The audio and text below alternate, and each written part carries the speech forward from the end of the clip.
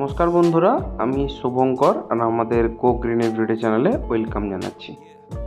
বন্ধুরা, আমি যে ভ্যারাইটিটা দেখাচ্ছি এটা একটা ম্যাঙ্গো ভ্যারাইটি, আর একদম একটা এক্সোটিক ভ্যারাইটি।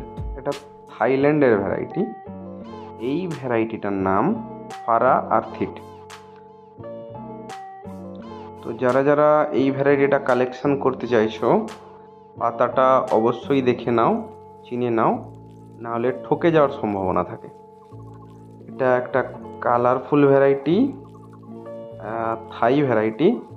আর দেখে বুঝতে পারলাম যে ভ্যারাইটিটার বিয়ারিং প্রতি বছরই থাকে।